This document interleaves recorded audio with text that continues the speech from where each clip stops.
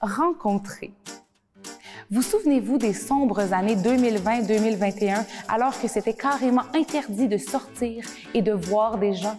En fait, je suis sûre que vous vous en souvenez et mon but n'était pas de vous replonger là-dedans, loin de là. Personnellement, ce qui m'a le plus manqué durant ces longs mois, c'est de rencontrer des gens. Rencontrer des amis dans un café, rencontrer des nouveaux et des nouvelles collègues, croiser des connaissances dans la rue, tomber sur des amis d'enfance au détour d'une sortie culturelle. L'humain a besoin d'humain dans sa vie. Ça semble évident, mais des fois, on a tendance à l'oublier. Rencontrer une personne, que ce soit quelqu'un qu'on connaît très bien ou quelqu'un qu'on ne connaît pas encore, c'est comme ouvrir une porte sur un univers inconnu. Quand on rencontre quelqu'un, on découvre une partie de soi-même, on apprend à voir le monde sous un autre angle, on s'ouvre à des perspectives nouvelles. Et je crois sincèrement que chaque rencontre est unique et nous marque profondément d'une façon ou d'une autre. Aujourd'hui, je vous invite à vous laisser marquer par quelques-uns des 1001 visages de ma communauté.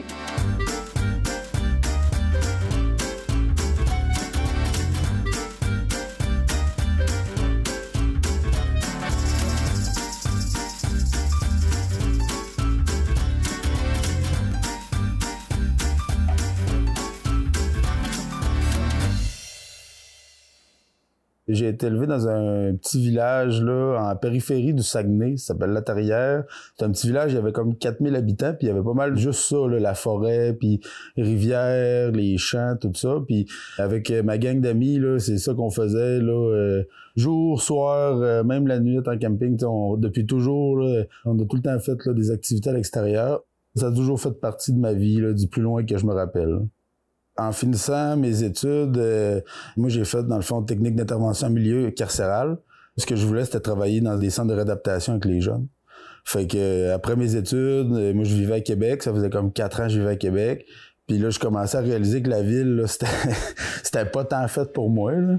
En 2 semaines, la Côte-Nord, on dit hey, on a besoin de monde, tu veux-tu venir pis tout. Puis en arrivant ici, là, tu fais la route là, à partir de Québec, là, tu vois tout le fleuve, les montagnes, la forêt, les territoires à n'en plus finir. T'es OK, tabarnouche, c'est vraiment beau ici, tu sais. Les plages, justement, le camping, la tranquillité, puis là, c'est là que je dis OK, c'est le paradis ici. Puis c'est pour ça que ça fait 10 ans là, que je reste à Côte-Nord. Je m'appelle Nathan Boilly-Brisson, je suis fondateur du club Explore Plein Air et passionné d'aventure depuis le jour 1.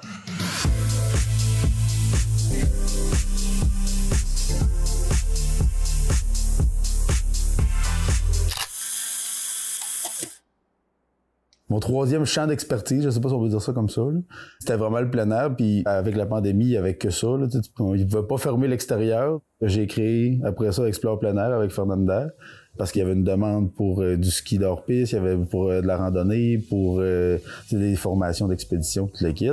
Toute mon énergie est concentrée autour du plein air, je veux pas, puis quand je fais rien, j'étudie des cartes, puis je check des techniques, puis mettons, tu check mes fils d'actualité sur les réseaux sociaux, c'est que des affaires de montagne, puis d'expédition, tout ça, c'est quelque chose qui m'anime vraiment beaucoup. Tout tourne tout le temps autour du plein air, là. C'est le travail principal, c'est les hobbies, c'est justement avec le club sportif, tout tourne tout le temps autour de ça.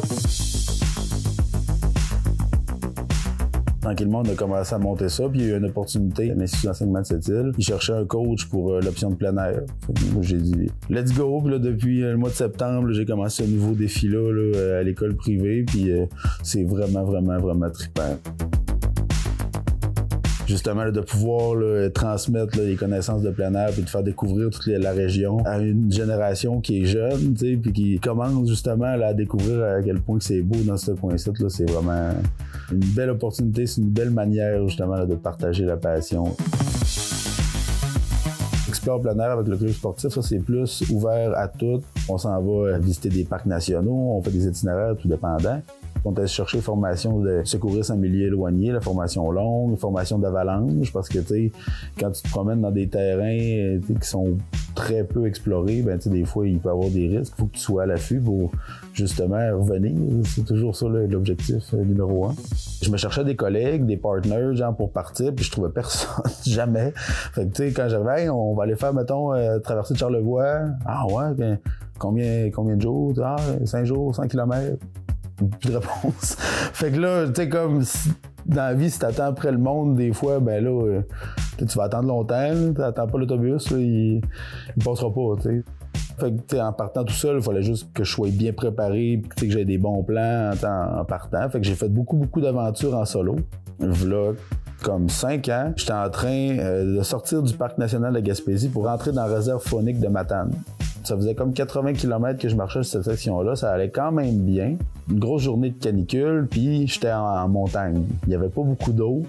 Fait que là, j'ai commencé à manquer d'eau, puis tu sais, la déshydratation. Et là, je cherchais de l'eau, Là, un moment donné, finalement, je trouve un petit ruisseau, un petit filament d'eau de rien du tout. Là, je me dis, sauvé, je serai pas déshydraté, ça va bien aller. Fait que je remplis ma gourde, je mets les pastilles désinfectantes, continue à monter, il fait chaud, je bois de l'eau. Puis là, rendu, tu sais, peut-être, je sais pas, là, 1 heure après, en finissant ma bouteille, j'ai vu dans le fond qu'il y avait des œufs de mouche. Puis là, genre, en regardant la bouteille, là, il se pliait dans le fond comme ça, puis là, j'ai dit, oh non. J'ai passé une nuit super difficile avec de la fièvre, puis à grelotter, puis j'ai été malade, là, beaucoup. Ouais, disons que ça n'était pas pire, ça, quand même. J'ai plus jamais remangé d'œufs de mouche après. C'est comme un gros camp de base ici. On arrive, on est tout le temps parti à l'extérieur. Chaque journée, il y a une aventure, toute l'équipe. Fait qu'on revient le soir, on accroche le stock partout. Fait que t'as quasiment l'impression d'être dans un refuge là, ici. Là, on repart, on ressort les sacs, tout ça. Fait que c'est de même que j'ai l'impression d'être chez nous. C'est pas difficile là, de travailler dans des conditions comme ça. T'sais. Et c'est full time, tout tourne autour de ça. Moi, je viens de Morelia. C'est une petite ville, c'est la capitale de l'État de Michoacán. J'ai passé toute ma vie au Mexique et puis c'est vraiment du côté Pacifique, donc des super belles plages très vierges parce qu'il n'y a pas beaucoup de développement touristique, donc c'est vraiment une belle place. Bon, c'est vrai que oui, l'hiver, c'est plus long, mais vu que j'ai appris à m'amuser dehors, même durant l'hiver, ben j'adore. Et j'étais comme, waouh, la neige, c'est beau, c'est magique, c'est malade, j'ai tellement aimé ça. Je m'appelle Fernanda et je suis la fondatrice des Kapani Studio. Je suis très impliquée avec Explore plein air pour documenter les activités, les aventures en plein air.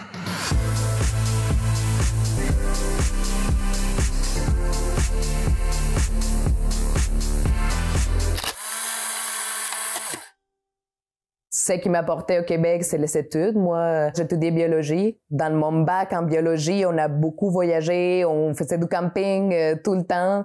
C'est vraiment ça qui m'a porté à vouloir aller plus loin toujours, aller découvrir des nouvelles places. Après ça, c'est en fait Nathan qui m'a appris à faire la planche à neige. J'ai toujours voulu apprendre, fait que c'est ça l'important pour moi, c'est d'être vraiment ouvert à tout puis à essayer tout parce que tu sais pas c'est quand que tu vas tomber en amour avec un sport ou avec une activité en particulier. C'était par des amis en commun qu'on s'est rencontrés à un moment donné, justement dans une randonnée.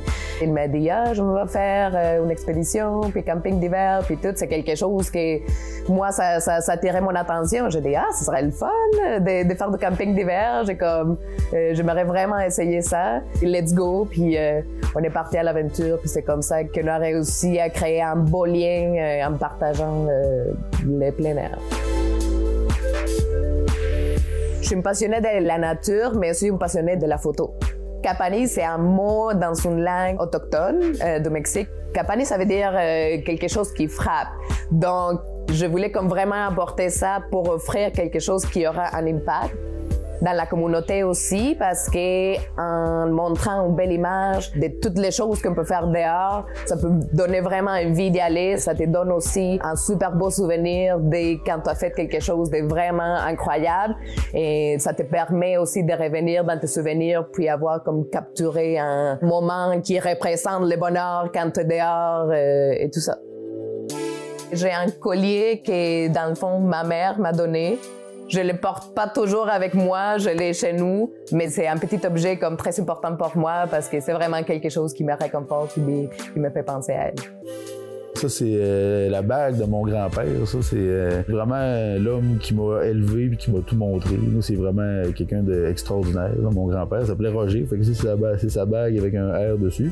Je la traîne là, vraiment partout. L'hiver, un peu moins, là, parce que quand t'as froid au bain, des fois, tes doigts y enflent. Puis là, après ça, qu'une bague, c'est pas super évident. Là. Ça me fait penser à lui parce que je me rappelle, on partait en voyage justement en road trip partout au travers le Québec. Quand j'étais jeune, on est venu en road trip sur la Côte-Nord. Ça me fait penser comme à tout l'héritage qu'il m'a laissé là, puis qui me permet justement là, de pouvoir profiter là, de mes passions là, comme que lui, il a fait un peu toute sa vie. T'sais. La façon que je vois la vie, c'est comme suivre tes instincts. C'est comme jamais avoir peur d'essayer de nouvelles choses. Sortir vraiment de ta zone de confort, c'est ça qui va te permettre de grandir et de connaître de nouvelles choses. Prends le risque de ce que tu as envie de faire, peu importe. Qu'est-ce qu'on pourrait marquer sur ma pierre tombale? L'instant présent, une aventure à la fois. L'instant présent, c'est quelque chose de super important là, que des fois, on a tendance à oublier un peu. Là, on a hâte à Noël, on a hâte à l'été, on a tout le temps hâte de plein d'affaires. Fait que des fois, on oublie de vivre le moment présent puis de vivre les belles choses qui constituent le présent parce que maintenant, le présent finit par être le passé. T'sais. Puis d'être à l'aventure, ben c'est là que moi, je trouve mes plus beaux moments présents parce que tu penses plus à rien dans ce temps-là.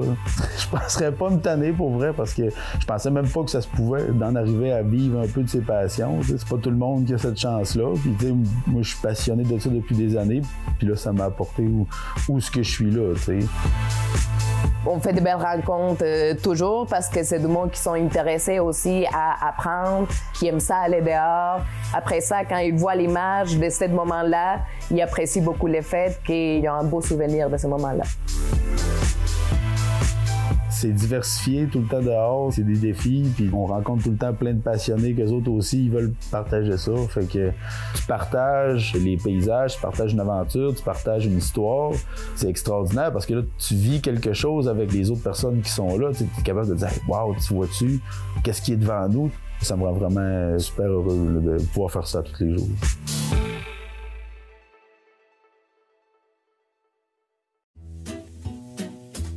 Si je vous dis le mot « rencontrer », qu'est-ce que ça vous évoque? C'est quoi pour vous la rencontre? C'est voir des gens qu'on aime autour de nous. Il faut téléphoner, il faut vous rencontrer, il faut voir du monde. Il faut comme sortir aller dans des endroits où il y a du monde. Bien, je pense que c'est l'échange humain, là, dans le fond, le contact humain. C'est ça? Je pense que c'est ça ma réponse, là, ouais. Tu sais, comme là, mettons, présentement, là, je suis de bonne mort, puis je suis capable de te rencontrer présentement. Si, mettons, je suis plus d'humeur maussade, je vais être plus...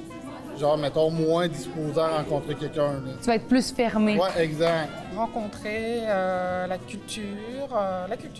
La culture permet les liens, en fait, entre des gens de différentes communautés, puis c'est ça, différents lieux, là, je trouve que c'est ça, plus le lien. De rencontrer quelqu'un, moi, je dirais d'abord, c'est l'ouverture. Il faut avoir l'ouverture d'esprit, et si on a l'ouverture d'esprit, je crois que le reste pourra venir tout seul. Fait que là, une fois qu'on est ouvert, tout coule tout seul. Tout coule tout seul. J'ai commencé tard à faire de la musique. Hein. J'étais au cégep. Au début, quand je suis arrivé, j'avais rien. Là. J'avais pas d'Internet, pas d'ordinateur, pas de câble, pas de TV. Là. Puis un moment donné, j'ai décidé de me scraper les doigts. Tu sais, les soirs où je m'emmerdais à essayer de jouer. J'ai fini mon cégep, puis en revenant à Malio... Premièrement, mes chums étaient bien surpris de me voir jouer de la guitare, tu sais, parce que je suis parti puis je jouais pas, je chantais pas. Avant de jouer de la guitare, c'était moi le tapeux de table, là, mais après ça, je suis devenu le gratteux. Kwe, moi c'est Mathieu, originaire de Maloutenam, une petite communauté Innu sur la côte nord, pas loin de cette île. Je fais de la musique, je suis un auteur, compositeur, interprète. Puis, un gratteux de guitare.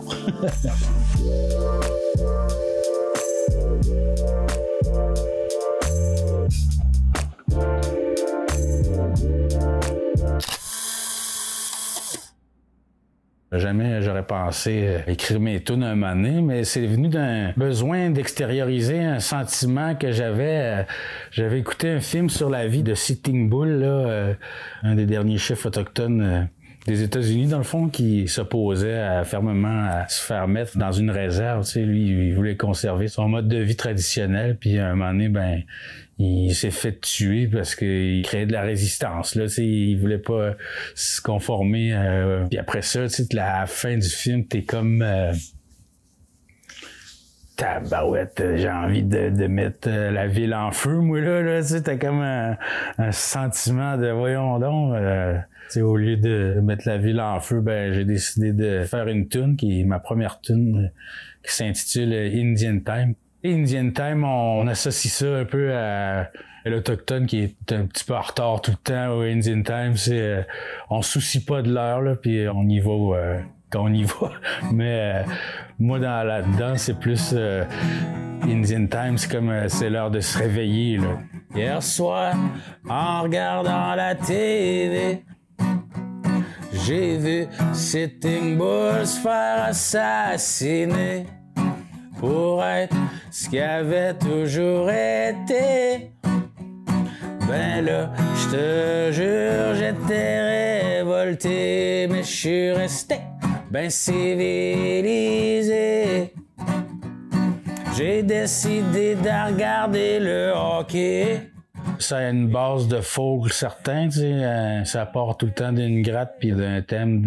Tu sais, au début, il faut toujours que tu te trouves une étiquette, hein. Tu peux pas dire tu fais juste du folk, là. Il faut tout le temps qu'il y ait folk quelque chose. Fait que moi, au début, je savais pas, là, comment appeler ça. J'ai appelé ça du folk bipolaire.